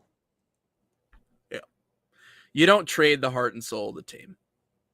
You don't do it. And that's for all the reasons that you just listed, being the safety blanket, his story, and I think that he has embraced the city of Detroit in so many ways. You talk about having a chip on your shoulder. I mean, when your brother's playing in Chicago and you're playing in Detroit, like, yeah, obviously there's a chip on your shoulder. And, obviously I was talking about the statue a little bit earlier of him, on his head, and that is, it's hanging out in the gift shop there at Ford Field. And so while I love the idea of bolstering the defensive line and bringing in someone like Chris Jones to be able to do that, which obviously our pass rush last year at certain times was abysmal. And it's one of the biggest reasons why teams were able to pick our secondary. It was bad. The whole year. The whole year it was bad. And that's why they were able to pick apart our secondary. And listen, you can't, if you don't have a good pass rush, that's where it all begins, right? So I like the idea of adding someone, but even, even like trading J-Mo or trading someone else, another NASCAR pick that someone else would like, that's fine. But to suggest that trading away Amon-Ra St. Brown is a hard look because of all those reasons, the on the field reasons. And I think also the relationship with Jared Goff and Amon-Ra St. Brown. And the truth is that so much of being a quarterback is about timing and understanding and body language and feel, and there's a natural flow, there's a natural progression to the way that works. And so when you have a quarterback and a favorite wide receiver, and you also have a quarterback and a coordinator that get along well, it's like having those three all on the same page can win you more games than anything. I mean, I know that obviously Calvin Johnson was a physical specimen, but like it almost kind of reminds me, not quite to the same extent, but it's like him in Stafford. He was his favorite target. He was his guy, and they were always in tune and they were always in sync. And it felt like sometimes those two alone would win us a lot of big games and even would get us to the playoffs. Now obviously Calvin Johnson's a Hall of Famer, but you don't get rid of, number one, you don't get rid of the culture guy. You don't get rid of the heart and soul of the team, but you also don't get rid of your quarterback's favorite target. And all of those things put together makes me feel like that this simply would not be the right choice. And I understand where Rico's going with it. I understand his reasoning. And I think part of it is to invoke an emotional response from the Detroit fan base. Because if you say that on Detroit radio, I mean, Ryan, the calls are going to be flowing in from people being like, you idiot. Why would you do that? Which it did. So I know why he's doing that, and I know why he's suggesting that. Obviously, we don't get calls on our show. Like, it's just you and me chatting and whoever happens to be watching. But no, you don't trade away the heart and soul of the team. You simply don't if you're the Lions. No, that'd be a bad choice. You can't, because the fans are going to riot. And also remember, Amon-Ra St. Brown was the guy who caught he was the receiver that caught the game-winning touchdown for Dan Campbell's first ever win in Detroit, and he's been through the thick of it. A 3-13-1 team all the way to 9-8. That culture win against the Packers, and then 12-5, and then 15-2. Like, yeah, he's gone through it, and you can't lose a guy like that, and especially for a team that is kind of probably in the franchise's most important offseason in probably franchise history, I would say. Because there's so much stuff they got to fix. You want a guy like that is willing to do all the dirty work in the gray areas and everything. He caught the pass to ultimately seal the first ever playoff win at Ford Field. So, no, Amon-Ra St. Brown is a guy that you absolutely have to have. Did he have the best Amon-Ra St. Brown year by Amon-Ra St. Brown standards? Yeah. No. He had a lot of key drops, especially in that Chiefs game. But you cannot lose a guy like that because he's so valuable to your franchise. People like the idea of his toughness, and ultimately you need to keep an Amon-Ra St. Brown in your locker room, on your football team, and just what he does for the offense. Like, him and J-Mo are perfect for each other because J-Mo is the explosive guy, the home run guy. Amon-Ra is kind of J-Mo can go over the middle too, but Amon-Ra is the slot, a little hitch to pick up a first down, take a little bit of contact. That's ultimately what Amon-Ra is, and he's the safety blanket. So you need an Amon-Ra St. Brown. Chris Jones is a really good football player. I get it, and that is a need on this football team is in the interior defensive line. But am I giving up Amon-Ra St. Brown for him? No way in hell am I doing that. And I ultimately, I don't think Brad would do it. I also don't think a lot of Lions fans would even want to do it. Yeah, I think Brad is smarter than that. I think he understands what that would mean to the organization if he were to do that. And life is not a video game. Maybe in video game land that's a good trade, but in real life it's not. And for so many of those reasons that we just listed, but. No, I mean, again, I understand what Rico was doing. I understand what he was trying to do and trying to invoke an emotional response from the audience because that's what you do in radio, right? Like that's the sweet spot. And so he certainly got that, but no, I think there's other ways of building and filling the holes that you need to that doesn't involve trading away the heart and soul of the organization. But let's get into question of the day. Question of the day, Salt Athletic, an official sponsor of the National Soccer Network, and question of the day. Save 15% off by using promo code NSN15. Scan that QR code or visit saltathletic.com today. But if you want a chance to win a free Salt Athletic bag, head over to our Instagram right now, Nat Soccer TV. Drop us a follow. You must be following us to enter. Tag a friend and comment hashtag NSN Salt to give away on any of the Salt Athletic posts. But without further ado, question of the day. What is your go-to karaoke song? It's changed. It used to be something completely different than what it was. I like the band Everclear. Father of Mine is a good one, but I just recently heard a new one that I didn't even know. I hadn't even heard the song before. I saw it referenced in Tires but Santa Monica by Everclear is a really good song. I've seen the So TikTok I'm gonna edits. go with yeah, you've seen those? Yeah. Yeah, So I've, I'm gonna roll with that one. Used I've to be country. I used to do like Toby Keith or something along those lines. Easy. I've never Or Frank actually. Sinatra. I've never seen the show. But no, Tires? I think huh? You would enjoy Tires. Oh, I okay. think you would enjoy Tires. Sounds good. Give it a try. Mine is Ain't No Mountain High Enough. You got to get a song that are for the people. That's true. You got to sing a song that the people enjoy, what they like, to get every person in the place, whether it's a bar, little house party, whatever it is. You need a song that everybody knows and will sing. So for how bad that I can sing, it kind of blocks out how bad I'm singing because they're all singing with me. You know what I'm saying? So I did Green Day. My most recent one, I did Green Day though. So I'm all over the board. Just letting you know. But Nate, I'm trying to help you out here. You need a song that everybody in the building knows. Because I don't know how well you can sing, but I suck at singing. And so it helps block it out. And it's a short song, too. It's like 2 minutes long. But no, it's great. All You right. get the people going. They feel really good about themselves. But you got to play a song. You got to sing a song that everybody knows. Because then once you're done, done, everyone's like, man, you're the man. I've seen that happen. You got to bring the energy too. I think that's the most important thing is the energy. Because I did the what do you call it when you hold the stand and you like kick your way like across the I did that and people were loving that. So yeah, they got into it. The kick dance where like you like I'm trying to picture. I have I don't no know. idea I was what you're getting saying. I was getting into it. Too much liquid confidence. Anyways, but no, I got the people into it. No, but I agree. That's a really good one. What's another good one? Frank Sinatra always hits. Frank Sinatra always hits. My way. Sweet Caroline. That's another good one. Which is that's good. That's a classic. Anything Journey, I feel like for the most part. I don't know, but that's a tough sing along one. Don't stop believing. Yeah, it's another good song that everyone knows. Mr. Brightside's another good one that everyone knows. I love when you get the people up there though that think like this is the moment where they're gonna get noticed, where their career's really gonna take off. Like you can tell, like they're trying to own the moment. Maybe they're just so drunk that they think they're going to. Yeah, true. That's actually the hope in life is that someone's gonna notice me at karaoke at Fulton Street Bar here in Grand Rapids, and I'm gonna be able to take off and not do the show anymore and travel the world and Or just make a TikTok before the show of, let's see if I have a talent before I have to do my podcast, and you start singing a song and just post it on TikTok. There's another way that can work. Maybe people will see it that way.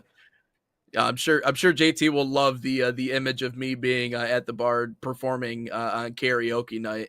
But no, I I guess I got a few of them. I don't know. I've never really been the biggest karaoke person, but I feel like the older I've gotten, the more I've gotten into that a little bit. But okay, you got a good one. When was the last time you did karaoke?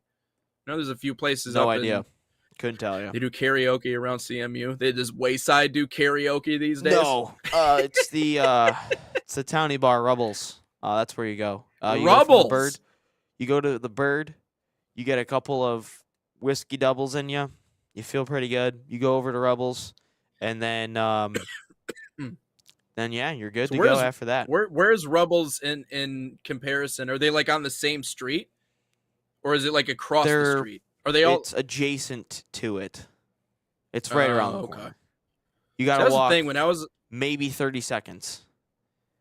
When I was a freshman, obviously I didn't get to go to any of the bars or anything, so I really didn't get to experience that side of Central Michigan. But no, it seems like you got it down. So good. All right. Clearly no stage. That was the move on Thursdays. Bird, Rubbles, and then walk home. The only thing I remember is from the dorms walking the railroad tracks to everything that was going on right down the tracks to all the houses that were down the way. Did you ever walk the tracks once upon a time? I guess that was I can't say I have. That was I lived by the tracks for 1 year. You didn't walk the tracks though? No, because where I was going, I had to go another street over, so I have to walk the other street. Okay. Makes sense.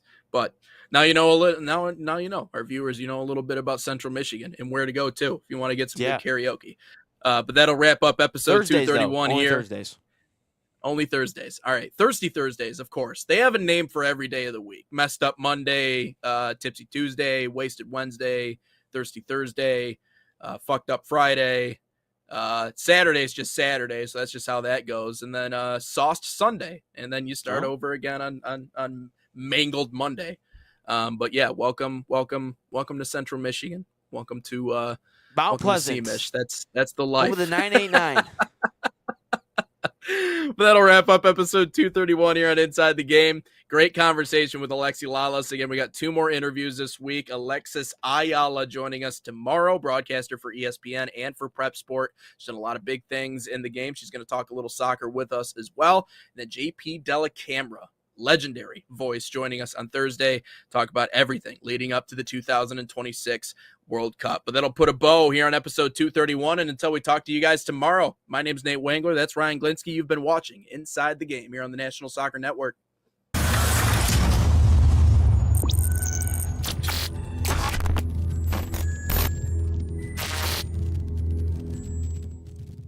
From the biggest matches to the hottest takes, Jonathan Turner and Nathan Wenger bring you the stories, the analysis, and the edge you won't get anywhere else.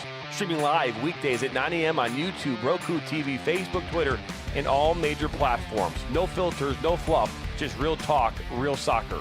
This is Inside